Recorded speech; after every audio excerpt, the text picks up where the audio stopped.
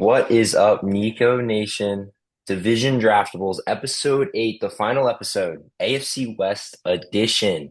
This is our draft series where we highlight the outlook of your team and all 32 NFL teams as we transition out of draft talk towards training camp and ultimately preseason football. Super excited for this one. I'm your host, Niko Chambers, Nico the Draft Guy, as always, alongside my co-host, P. Dunn. We're super excited to get into it. Um, We'll start with the Las Vegas Raiders. Pete, talk to me about the draft. Um, I'm I'm pretty high on this draft. I think obviously the headliner's Genty. And I think that your whole team got so much better because of that individual pick. And then, obviously the best pick, I didn't love it. I didn't love him we actually look at that rating. We I had the I exact just saw that. That's crazy. the first time all series. That's crazy. And then they had a big need at corner. They've had that for a long time. And so I like the player that they got in Porter, as well as I think Charles Grant's going to be really good on that offensive line. I think he's going to slide inside, but I still think he's going to be a really good player. So, you got three players I like a lot, and I think that carries so much of this grade. A lot of these picks I don't love, but I do like a couple of these selections a lot, which carries a lot of the B plus grade. I think it's an interesting kind of way to draft, if you will. Pete Carroll comes in here. Don't know how much stay he had in this draft, but going back to back offensive tackles, back to back defensive tackles, and then back to back quarterbacks. Very interesting to see that. Um, kind of what he did. I'm not very high on the best pick either. I do think he's going to fall in pretty nicely to what they really have. They don't have much. So that'll be really cool to see. But the headliner, as always, is the Ashton Genty pick. Um, he'll fall right into that starting running back role, something that they did not have last year. But besides the Genty pick, what stands out on this new and improved Raiders depth chart? I think it's a team that I think is an underrated roster, especially with the Geno Smith trade. They finally got a quarterback that that can manage this offense. I think there's a very clear identity. When you talk about Ashton Genty, one of the main things that was brought up with him was his how much tread he's got left on those tires. And I think with this Raiders organization, I was like, I think their thought process is like we, Pete Carroll does not have that much tread left on the tires. Geno Smith does not have that much tread left on the tires. Like this is a team that we're gonna go win. We're trying to win now. And they made that very clear with the way that the direction they went this offseason. Some of the names they picked up. Holding on to Max Crosby was a big deal. And so I think that they have an identity and they have a goal on what they want to go and do, and we'll see whether they can accomplish that. I think this is very, very similar as a obviously a Seahawks fan. This is exactly how the Seahawks kind of rebuilt their team, moving on from Russell Wilson and kind of trending in the direction they did. This is like year one of that. And you see where the Seahawks are now.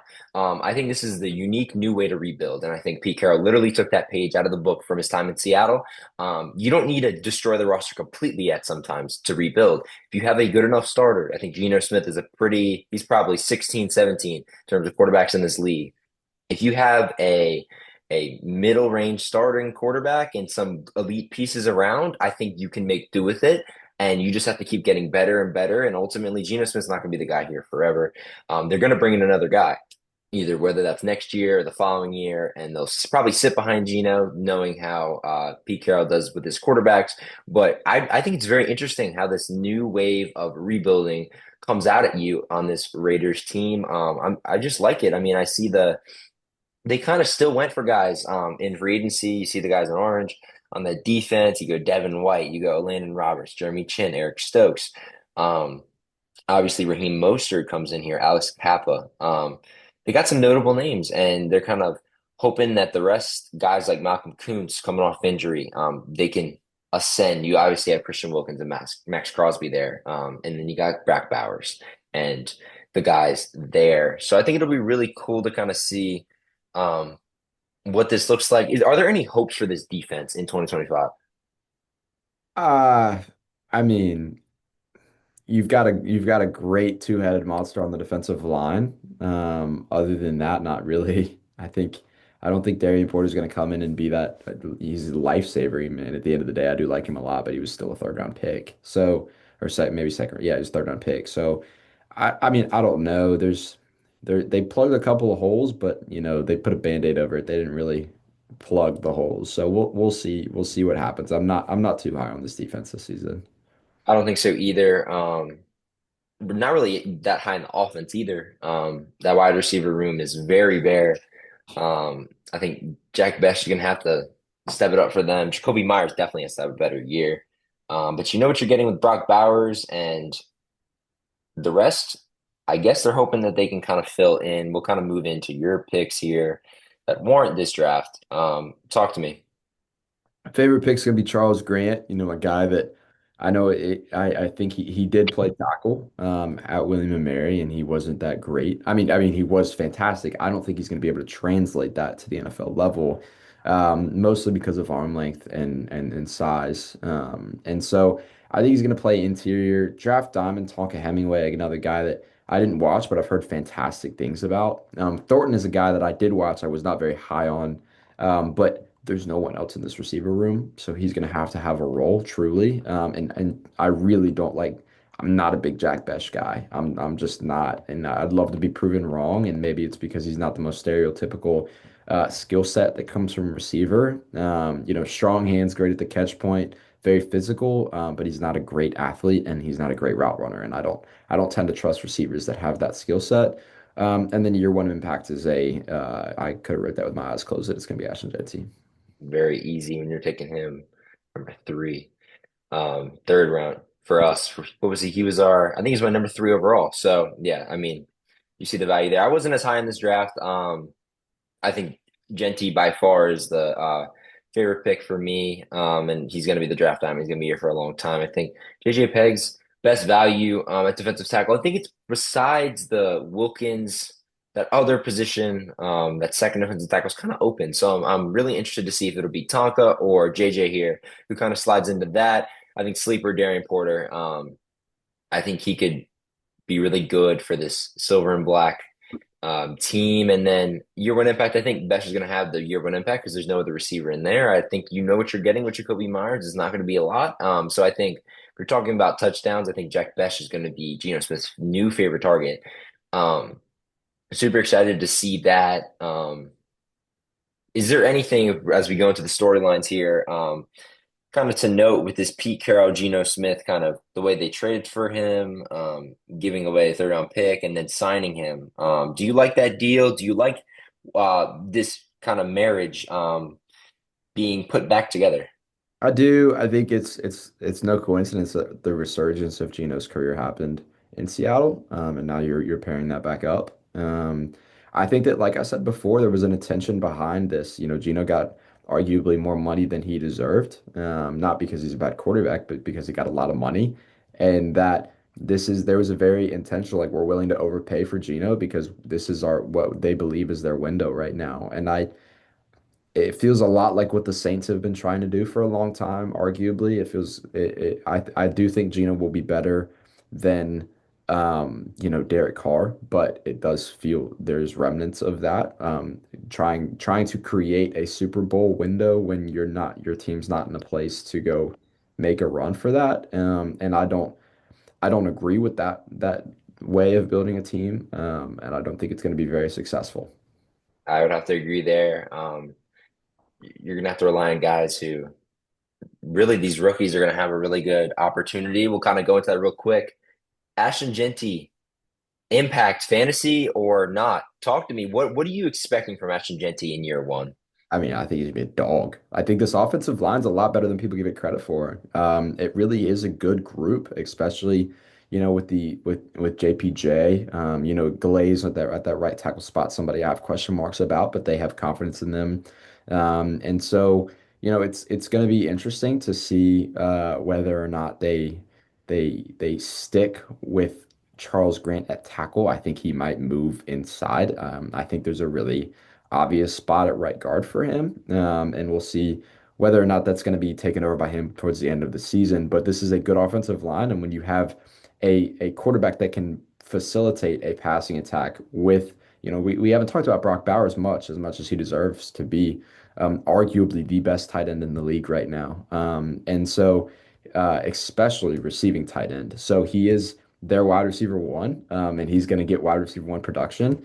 And then that's a passing offense that'll work, and then you can bounce Genty off of that. He's going to have a lot of room to run between those tackles, and I think he's going to have a really successful season. I think 1,400 yards for Ashton Genty in his rookie year is not crazy. I think 15 plus touchdowns is not crazy. This is Smash Mouth Football with Pete Carroll. I'm super excited for him to see kind of the trajectory of what his career looks like. I think rookie of the year, I'm booking that. I'm putting that money in if I'm a betting man for Ashton Genty to win rookie of the year. Um, so yeah, we'll transition here to a Denver Broncos team. That's a little underrated draft. I mean, you give it an A minus. Talk to me about that grade. I like this draft a lot. I really do. This is one of my favorite drafts in general. I think you got a fantastic player, a guy that we both really like in Jahdae Barron. I don't know where he's going to play. I don't know if he's going to play outside, inside. It doesn't really matter. He's going to be a stud on that back end. And you pack him, you match him up with Patrick Surtain. Like, good Lord, that defense was already insane last year. And we'll get into Savion Jones, a guy that you like, Quay Robinson, a guy that I really like.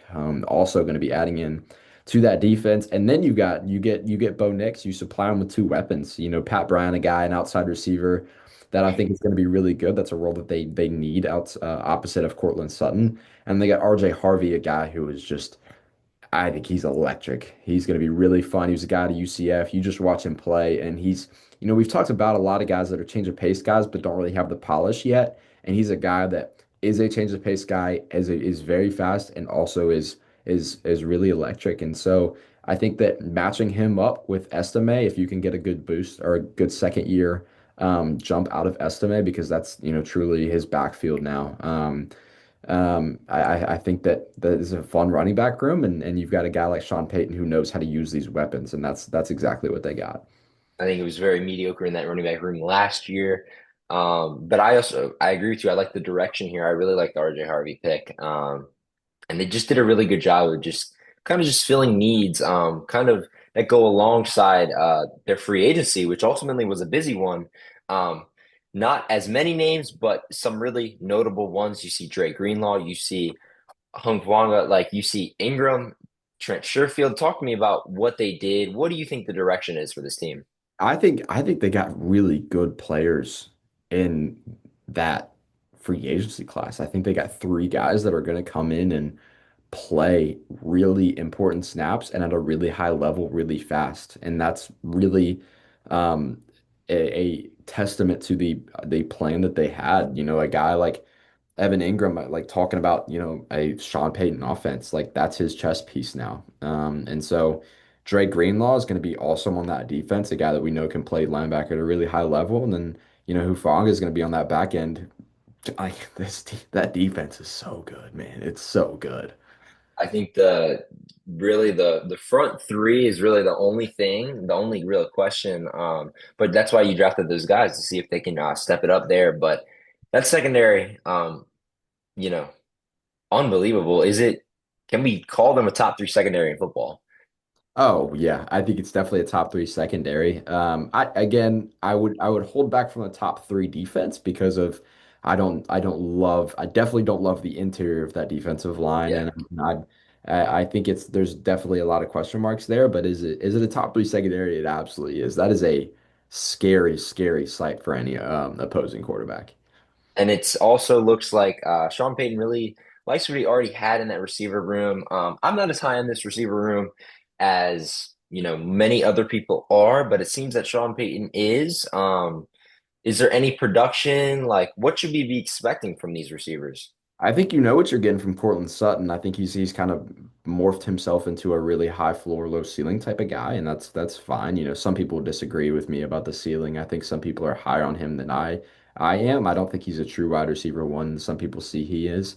But I think he is absolutely a true X receiver, and that's what you need from him. Marvin Mims is a deep threat guy.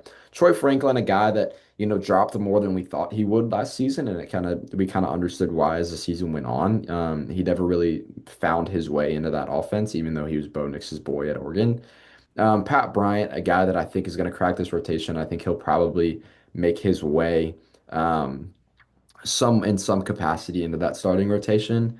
But again, so much of this offense is manufactured touches in a Bo Nix offense, and you've got guys that, especially with Mims, Pat Bryant is able to do it.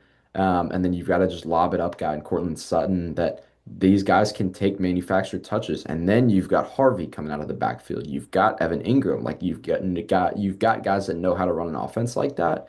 And I think that that's really what he's looking for. He's not really looking for a bunch of improvisation. He's looking at like, go here, get in this spot. I'll get you the ball, get me 6 yards. And there's guys in that offense that'll be able to do that.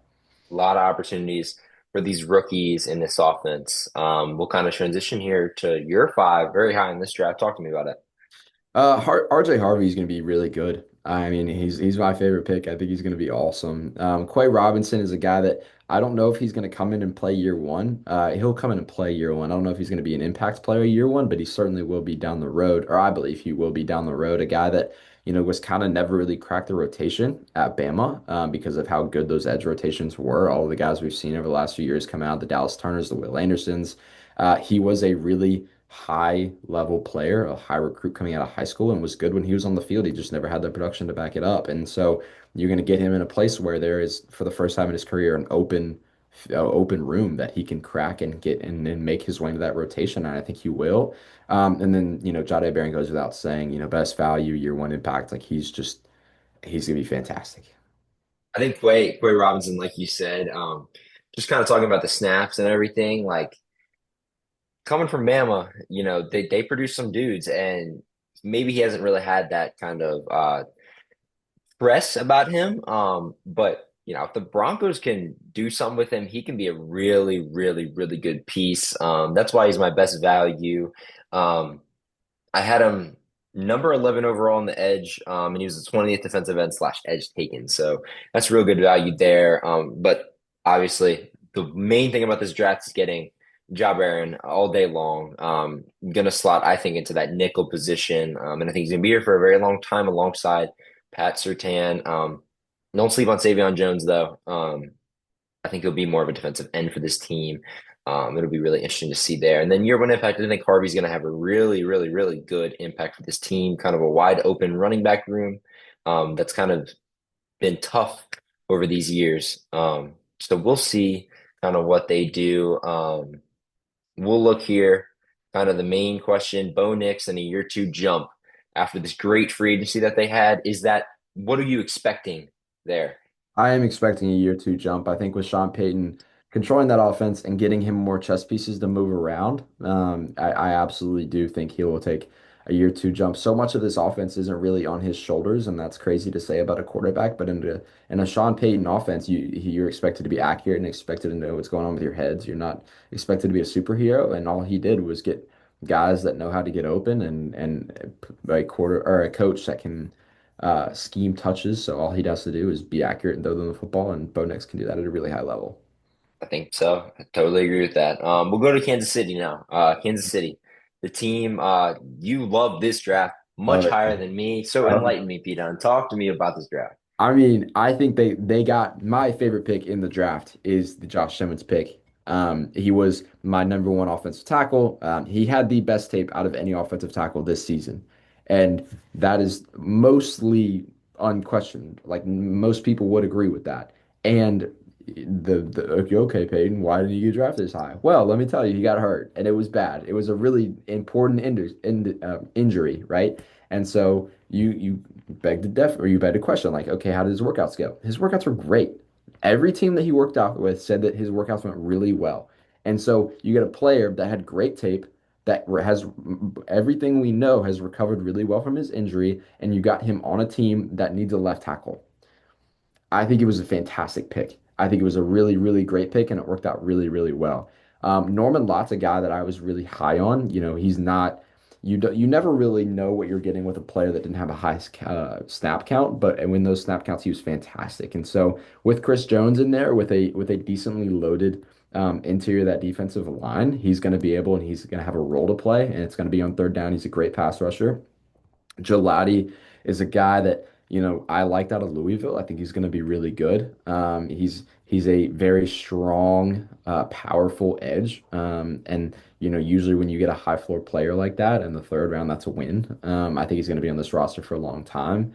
And then Jalen Royal is a guy that was a big faller for me in this draft. I had a third round grade on him. I think he should have gone in the third round. And this is a team that needs more receiver production, and they got a guy that is going to be able to play out of that slot receiver, maybe push to the outside if they need him to, and he's going to be able to produce really well in whatever aspect you ask him to, whether that's down the field, whether that's playing in between the sticks. I'm not sure what they're asking him to do, what they're going to ask him to do, but I know he's going to be able to do it. And then you get Brashard Smith, the guy out of SMU in the seventh round, a great change of pace back. A guy had a fourth round draft grade on, and he's when you get that in the seventh round, a guy that's going to come in and I think be your RB2 outside of Pacheco, a guy who's a very powerful runner, and this is Brashard's a guy who will run around you. I love that combination. This is a really, really great draft in my opinion. There's one pick in this whole draft that I am not super sure on, and that's Jeffrey Bassa. And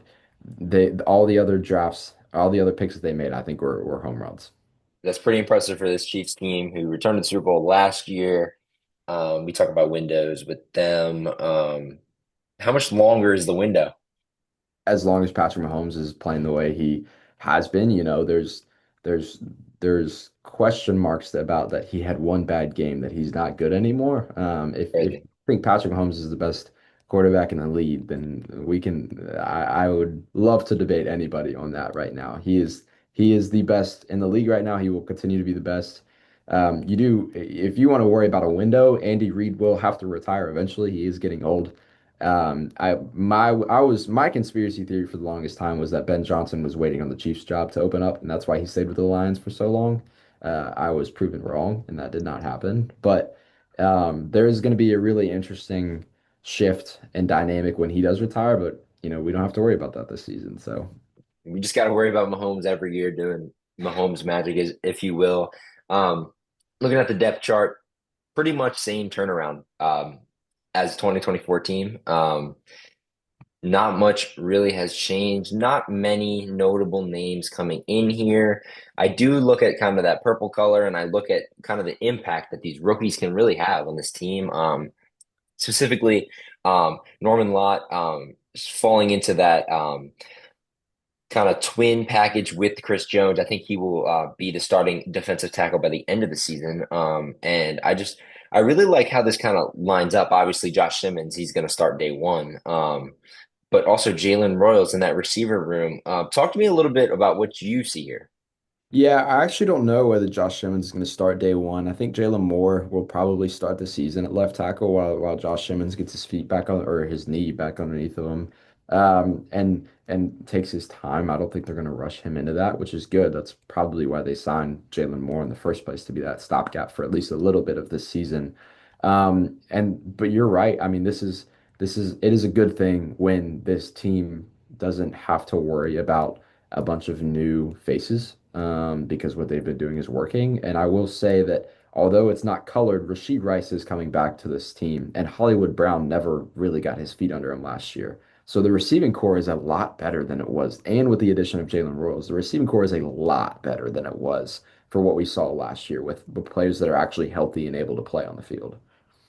So talking about that, who will be Mahomes' greatest weapon this year? Kind of with this whole assembly of everybody coming back.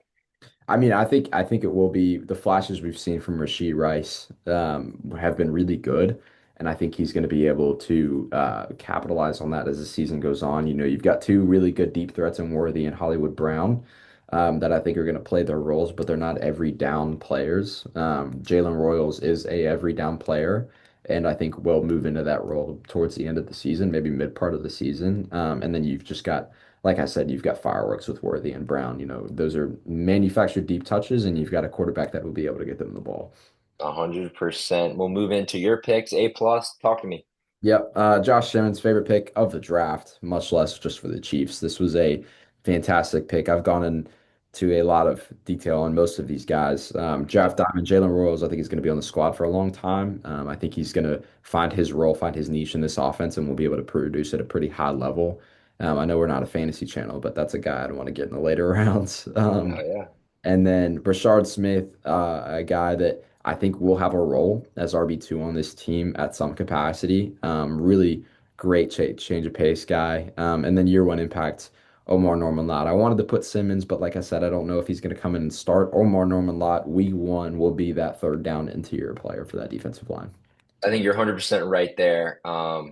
Totally agree with you there. He's also my favorite pick. I just think he just slots in really well.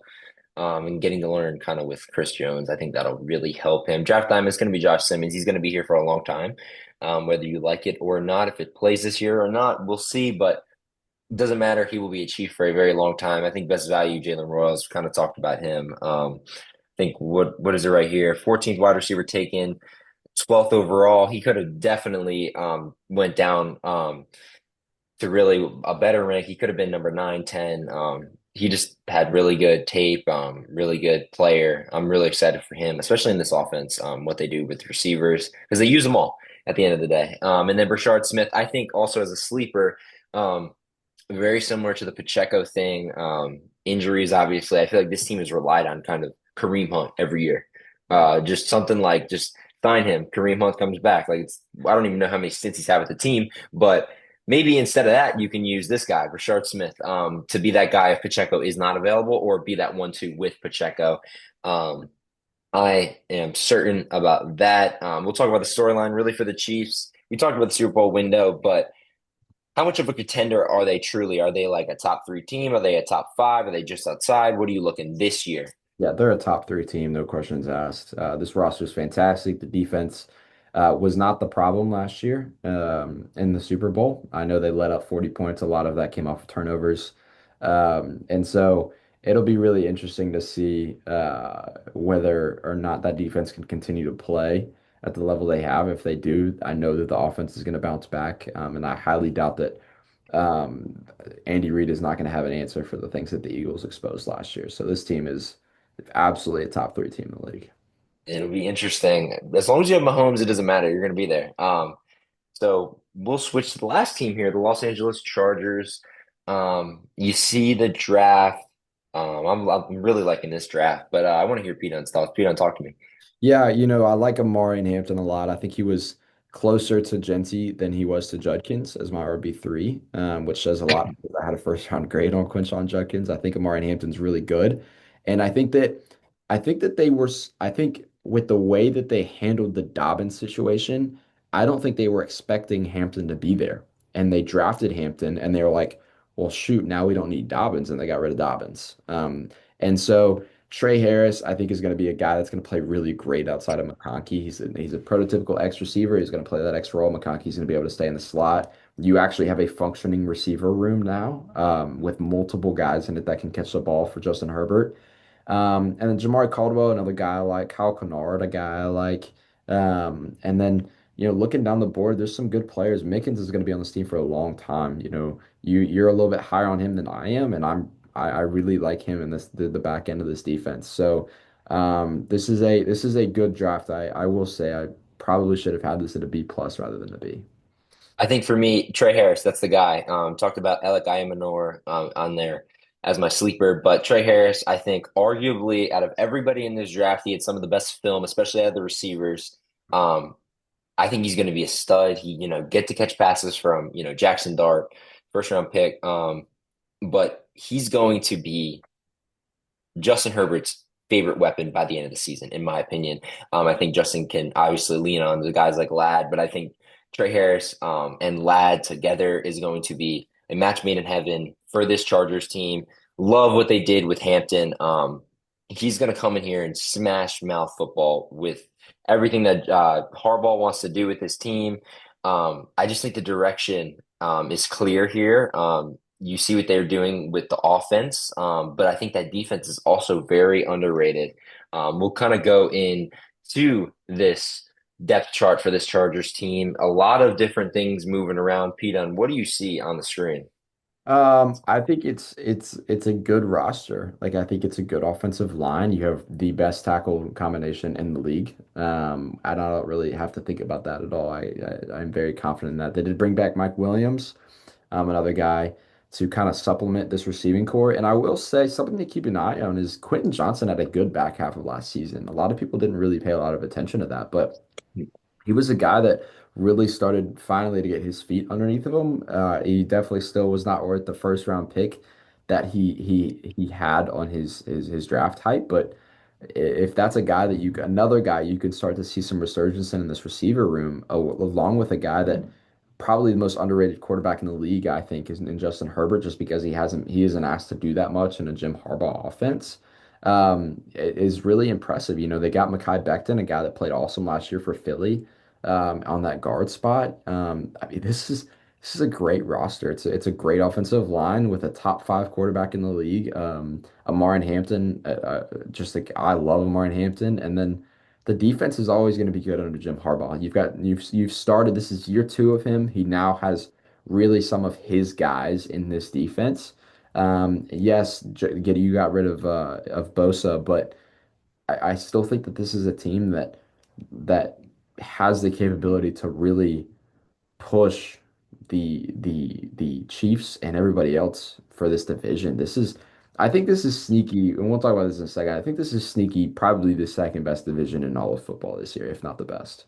It's competitive, and I think just we'll go down the list, obviously, but that Raiders team is very competitive, and you talk about obviously what the Broncos did last year. This team's always competitive, and then you have the Chiefs. It's awesome. I think really the kind of the construction of this team, this is the proper way to do a rebuild, and I know that they're farther along in their rebuild process. But they did a fantastic job at kind of the nucleus of this team is great. You see very offensive line heavy. They got all their guys. They got their quarterback. Really, they've really just been waiting these last few years for just the receivers because they've had aging receivers with Keenan Allen, Mike Williams over the years, and then really stable running back play. I feel like they have that now. Oh, for You sure. bring in Najee Harris, you bring in Mike Williams, you bring him back. You know he's going to be a stud. Even underrated Tyler Conklin, that's an underrated one too. And then you bring the rookies in, and it's it's looking really good for this very vertical Chargers offense led by Justin Herbert. The main question, of course, is the defense. But like you said, Jim Harbaugh, he knows what he's doing, and I wouldn't be surprised if like next year, I don't know what the cap situation looks like, but they just have a crazy offseason on the defense, and this team just becomes really scary. Um, so really excited for them. Real quick, how do you think that they're going to sort out this running back room? I think this is exactly how it's going to look. I think Harris will be your power back in short yardage situations, but I mean it's not like Amari Hampton isn't really good at that either. He's a complete back that has no tread on the tires at all, and I think he's gonna come in and be one of the best running backs in the league. I'm very high on Amari Hampton in this offense. I 100% agree with you there. We'll go to your picks. Talk to me. I mean, it is very obvious here that RJ Mickens is going to be a stud. I am very, very, very high on him on this back end. I think he's going to be fantastic. I love the way he plays. Clemson guy, he knew how those boys know how to build a defensive player, and he's going to be really, really good. I don't know how he fell so far, but also best value is going to be Kennard, a guy that I think is going to be. He's heavy-handed. He's a Jim Harbaugh defensive end, and that's what this defense needs more of. And it's just another example of Jim Harbaugh starting to trickle his guys into this defense. And a Jim Harbaugh defense, with as scary as that offense is pretty scary. So, Yeah. and then year one impact, I think Trey Harris comes in. This was a toss-up between him and Hampton, but. I think Trey Harris is going to come in. He's going to start at the X just because of how empty that receiver room is, and I think he's going to be, like you said, I think he's going to be awesome. I have very high expectations for him as my favorite pick in this draft. We'll go down the list, of course. Draft diamond, it's going to be Hampton. I think he's going to be here for a long time. I think he's going to be one of the rare running backs that kind of gets that second contract with this team. Um, Best value, RJ Mickens. I had him written as he was the 14th safety taken, and he was my number 8 safety overall. So and as late as they got him too. That was very surprising to me. Really good job by them. I think Gadsden here, he's going to be a sleeper. Kind of interested to see how they use him with Disley and Conklin already there at the tight end position. But that remains to be seen. And then year one impact is going to be Hampton. You're going to give him the football, and you're going to having to balance Najee Harris and Amarian Hampton with what Justin Herbert is going to do with the ball. I don't even want to know what they're going to do there. Um, the main storyline, though, can this team really ascend with Herbert and Harbaugh in 25? Absolutely. I mean, this team is going to be really good. They're going to be really, and I don't think anybody's really comprehended how good this team's actually going to be. And like you said, like they might still be a few years away from being as good as they're ever going to be. Like this is I really agree. keep your eye on these Chargers over the next few years. Like if you're a Chargers fan, I don't know many other organizations besides maybe ours that have as much optimism around their program right now. It's I'm super excited for this Chargers team. That'll take us into the winners and losers of this offseason. Is there a clear winner, P. Dunn? Yes, Chargers. I mean, they just continued to get better. The Raiders, I don't think really I think it's crazy to say that they're the loser of this offseason Yeah, because they didn't have a bad offseason, but I mean these the other three off seasons were just amazing. All three of these teams had fantastic off seasons, and I do think that the Chiefs had the best draft, but as an off season as a whole, like um, I don't even know, man. Maybe it's the Broncos. I just like it is fantastic. This divisions could be really good. I agree with you all across the board. I think it's Chargers and Raiders. Um, yeah, I mean, it's just this is a tight division. Like you just said, this is a very, very, very underrated division. So underrated that I don't think the Chiefs are going to win the division. Oh, I think the Chiefs will make the playoffs, but I do not think they're going to win this division. I think it will be either the Broncos or the Chargers, and I wouldn't be surprised if it is the Chargers led by Justin Herbert. That'll take us into our win totals, 11.5 for this Chiefs team, 9.5 for the Chargers, 9.5 for the Broncos, and then 6.5 for the Raiders. How do you make sense of this? well, I will disagree. I do disagree with you on the Chiefs. I think that the Chiefs are going to come back and be maybe not better than ever, but maybe better than ever. I think they're going to be really good this season. And I think they will get over 11 and a half wins pretty comfortably. I think I'm going to take the over for the Chargers and the Broncos. One of them, I don't know which one it's going to be. One of them will have multiple wins past 9.5, and one of them will probably have 10 wins just because they can't all have a lot of wins. Some Exactly. lose games, and that's crazy to say. And with that being said, I'm gonna take the under on the Raiders because I don't think that again, someone has to lose games, and when these other three teams are that good, the Raiders are gonna end up losing a lot of games this season, as unfortunate as is. If they're in another division, I would almost most other divisions in the league, I would take the over on that number, but it's not in this one, not with the way these other three teams are built. Yeah. Only disagreement. I think the Chiefs are going to win probably 11 games. I could see them winning 10. That's why I'm going to go under with them. I don't think they're going to be as ferocious as they were in the regular season. But when playoffs come, you know what happens. So I'm going to go under on that. I'm going to also go over on that Chargers team at 9.5. I think they're going to win probably 11. I could see them winning 12. And then I think the Broncos will be shortly. I think they're going to go over as well, but I think they'll be slightly under that. I think they'll go probably 10 wins, maybe. Unfortunately, I think the Raiders are going to go under. I feel like that's kind of a high number. Yeah. For a team that kind of really doesn't have a great roster as it is, one of the weaker rosters in the league, outside of kind of Geno and then Max Crosby and Wilkins. Those are your stars, and that's okay. But like, I don't see anything else with that team. Um, I don't know. Is there anything else that we left out? I mean, I will say that like you've got Bowers and Genty too. Like they're and they've got a good offensive line. I think that's just I'm just naturally a little higher on them. But again, like someone has to lose games in this division. You can't walk out of a game and both teams win. And therefore, like the Raiders are just going to be outmatched